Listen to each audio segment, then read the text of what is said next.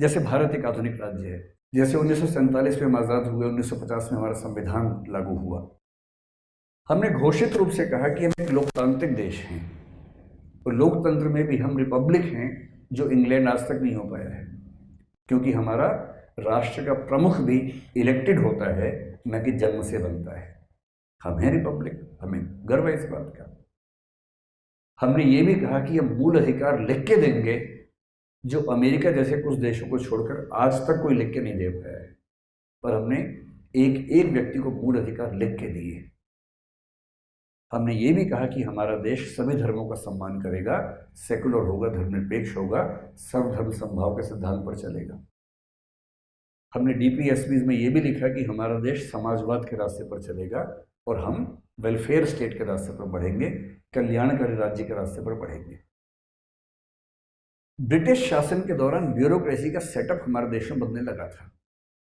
Exam भी होने लगा था। एग्जाम के लिए 21 साल से कम उम्र में इंग्लैंड जाकर परीक्षा देकर पास होना होता था, जो भारत के आम आदमी के लिए असंभव था। लेकिन तब भी कुछ लोग गए, आईएएस बने, लौट के आए, आईसीएस उस समय बोलते थे। पर ब्रिटिश नौकरशाही का पर्पस क्या था? उनका पर्पस ये था कि हमें ऐसे लोग चाहिए जो भारत के संसाधनों को लूटने खसोटने में हमारी मदद करें।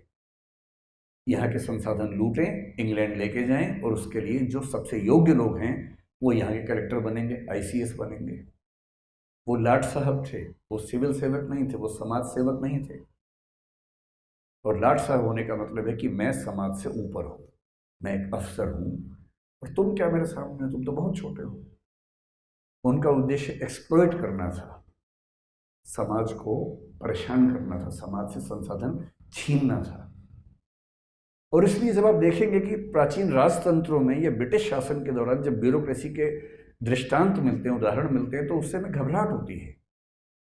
मैं हिंदी साहित्य का विद्यार्थी हूँ, आपके प्रिंसिपल मैडम भी हिंदी साहित्य की अध्यापक हैं। हिंदी साहित्य जब हम पढ़ते हैं तो उसमें हमें कवियों की कविताओं में ऐसे दृष्टांत मिलते हैं जिससे पता लगता है कि ब्यूरोक्रेसी कैसे काम करती थी उस दौर में। सूरदास जैसा कवि, जिसकी ख्याति केवल और केवल वात्सल्य के कवि के रूप में है। दुनिया कहती है कि सूरदास का मतलब है वात्सल्य का कवि, प्रेम का कवि, भक्ति का कवि। पर वो कवि अपने समय की ब्यूरोक्रेसी पर कितने कमेंट्स कर रहा था, इस पर नजर बहुत कम लोगों की जाती है। सूरदास एक गरीब आदमी थे, माना जाता है कि वो अंधे भी थे, ब्लाइंड भी थे, देख नहीं सकते थे, दृष्टिहीन थे। दिल्ली से थोड़ा बढ़ेंगे अगर आप, फरीदाबाद के आगे बल्लभगढ़ के पास एक जगह है सीही नाम की, वहां रहते थे। एक जिक्र मिलता है, और ये बात है 16वीं सेंचुरी की, संभवतः अकबर के शासन के समय की बात है, या अकबर के एकदम बाद की बात हो सकती है, उसी दौर की बात लगभग है। टैक्स होता था दस्तक। दस्तक एक टैक्स का नाम भी था, और टैक्स की वसूली के सिस्टम का नाम भी दस्तक था। सूरदास से टैक्स मांगा गया। उस गरीब आदमी के पास शायद उस साल फसल वसल नहीं हुई होगी, जो भी स्थिति होगी, वो टैक्स देने की हालत में नहीं थे। उसके बाद सरकार के कुछ लोग आए, जिसको आजकल हम बोलते हैं गस्टेड ऑफिसर, राजपत्रित अधिकारी। वो कौन होता है? जिसके पास एक स्टैंप होती है।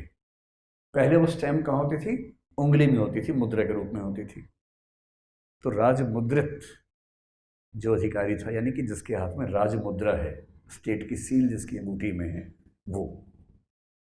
और सूरदास एक कविता में चुपचाप लिख के सारा इतिहास बता के चले गए।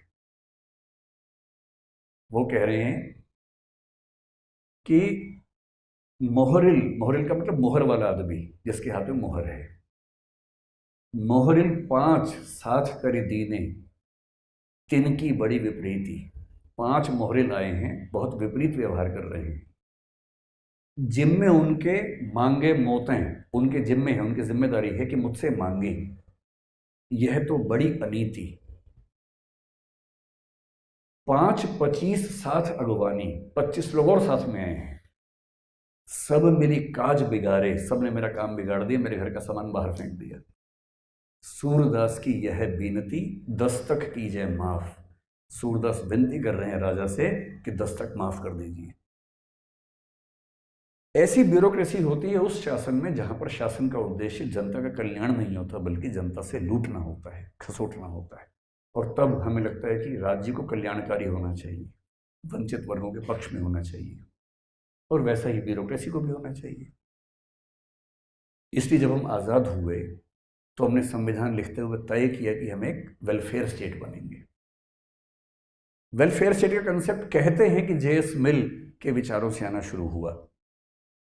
जब 1848 में यूरोप में कुछ क्रांतियां हुई तो जे.एस. मिल का हृदय परिवर्तन बहुत तेजी से हुआ उस समय, और जे.एस. मिल तुरंत नकारात्मक उदारवाद से फिसलकर सकारात्मक उदारवाद की ओर बढ़े, या जो ट्रेडिशनल लिबरलिज्म था वहाँ से हटकर वो मॉडर्न लिबरलिज्म की ओर आए और एक किताब लिखी principles of political economy.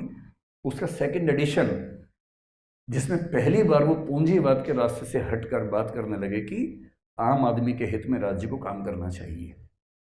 Welfare state का बेसिक मतलब है कि राज्य का काम केवल पुलिस चलाना नहीं है, केवल कानून नहीं है, केवल टैक्स वसूलना नहीं है, केवल जुडिशरी नहीं है, बल्कि जनता को सुविधाएं देना और जनता के पिछड़े वंचित वर्गों को मुख्य धारा में लाने के लिए प्रयास करना भी राज्य का काम है। इसको बोलते हैं वेलफेयर स्टेट।